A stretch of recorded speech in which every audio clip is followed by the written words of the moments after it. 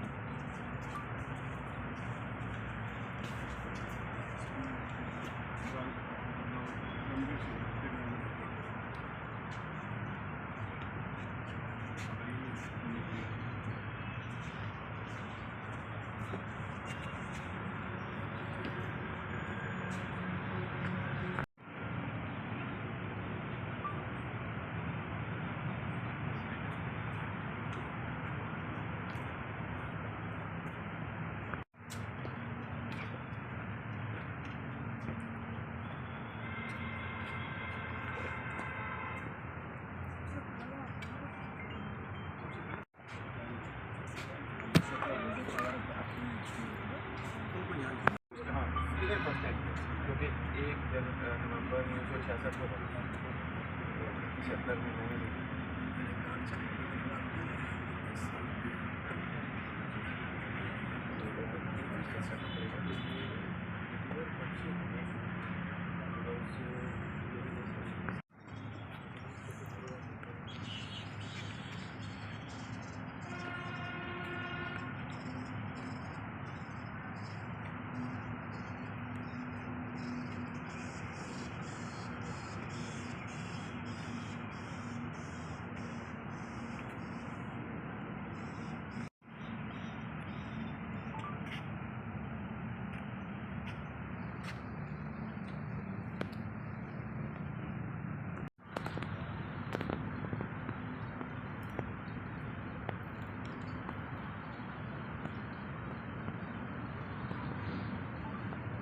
जी sir, आज पहुँचे हैं अकेडमी में। जी जी, एक जो बहुत जो ग्रेट पुलिस फोर्स होती है तो अपने शहीदों को और अपने वेटरन्स को हमेशा याद रखती है।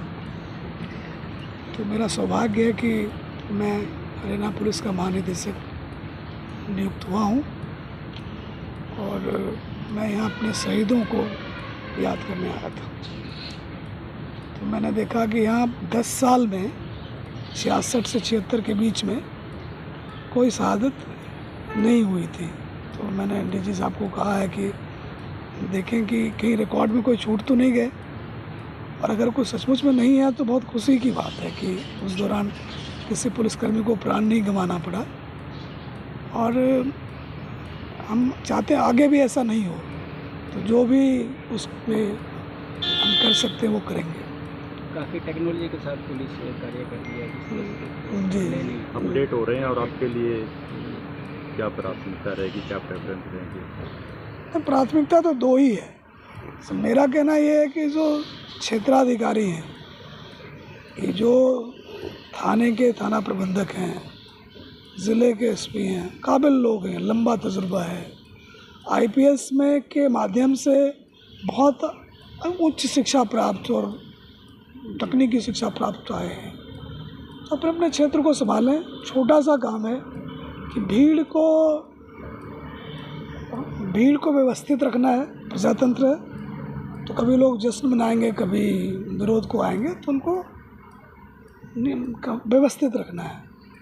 और जो जेलों की सप्लाई चेन है उसको बनाए रखना है कि जो लोग बदमाशी और ठगी को जिन्होंने धंधा बना रखा है, तो पुलिस का तो सप्लाई का काम है, हम जेलों को बदमाश सप्लाई करते हैं, तो सप्लाई चेन को हम और भी मजबूत करेंगे। तो त्यौहार भी आ रहे हैं सर, किस तरह देखा जाता है क्राइम को भी लेकर? दिवाली का त्यौहार है, भैया दूज वगैरह के त्यौहार, तो जो भी उसमें होते हैं एहतियात बरतने की बात, तो हमारी जो यूनिट है वो काम कर रही है उसके ऊपर। तो देखिए, इस बात पर मैं कोई टिप्पणी तो नहीं करना चाहता था, अब आपने पूछ लिया है। 2 जानें गई है और हम इससे व्यथित हैं। दोनों हमारे सहयोगी थे, सहकर्मी थे, तो हम आगे सोच रहे हैं कि क्या करें कि ये स्थिति ना बने। तो एक बात पर हम बहुत गंभीरता से विचार कर रहे हैं। जो ऑफिसर वाइफ्स एसोसिएशन का इंस्टीट्यूट है, आर्मी में काफ़ी ज़्यादा है, बाकी स्टेट पुलिस में है, हमारे यहाँ भी है, तो उसको हम और मजबूत करें। तो हमारे पुलिस से 70,000 के पुलिसकर्मी हैं, उनकी फैमिली में भी 70,000 महिलाएं हैं, उनके 2-2 बच्चे भी रख लें तो 1,40,000 हो गए। तो हमारा जो काम है वो हमारे पुलिसकर्मी सहयोगी तक ही सीमित नहीं है, उनके घर में जो 2-3-4 और आदमी हैं वो भी हमारे दायरे में। हम सोचते हैं कि कैसे करें कि इनका लिविंग एनवायरनमेंट अच्छा हो, पारिवारिक माहौल अच्छा हो, जिससे कि जो काम के दौरान जो कुछ टेंशन या तनाव या स्ट्रेस होता है तो फैमिली एक शॉक ऑब्जर्वर की तरह काम करे।